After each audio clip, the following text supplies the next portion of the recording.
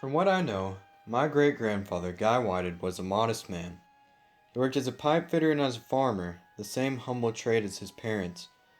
Working a farm in the small town of Gillespie, Illinois, I'm sure his life was pretty simple. One part of his life, however, I know was not simple: World War II. My grandpa did not talk about his experience in World War II. You had to drag it out of him, my dad explained to me. Now that he's passed away, it's been a subject of mystery and conjecture for years. Some said he worked in a tank brigade, some said he worked in an anti-tank brigade. Some even said he helped liberate France. In truth, there is not much information to go on, other than his discharge papers. These 3 pages, however, remained overlooked for decades.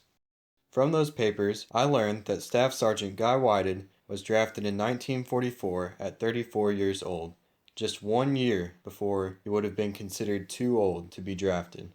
He served in the 112th Infantry Regiment, which belonged to the 28th Division. As a staff sergeant, he led a squad of 12 men in a rifle platoon, not a tank or anti-tank brigade.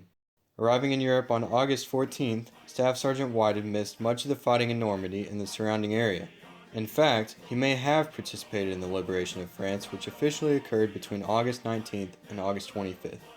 What looked like it might be a tour through Europe and a victory parade through Paris quickly took a much more eventful turn.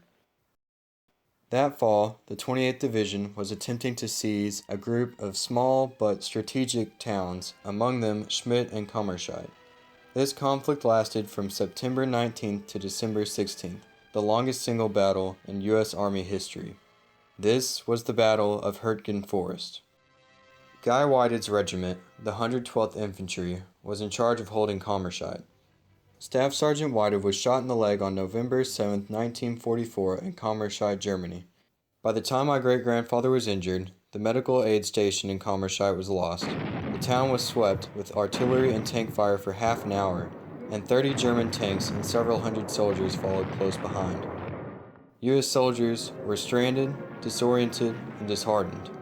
Supplies were so low, and so many were injured, that a ceasefire was called so both sides could collect their dead and injured and reinforce their troops. Americans were ordered to destroy their equipment and abandon Kammerscheid. Before the day is out, the Nazis have occupied the town, which is still burning and in complete ruins. All in all, the Hurtgen offensive cost the U.S. 33,000 lives. My grandfather's regiment, the 112th Infantry, lost 64% of their men. Those men were men my grandfather knew personally, and he likely would have been one of them if there had not been a temporary ceasefire on the day he was injured.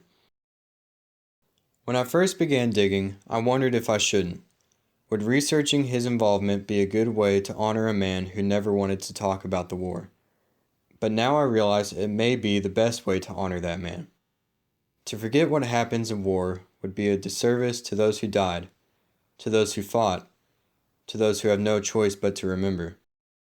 Living a simple life and loving the simple things, my great-grandfather suitably kept a simple opinion on war.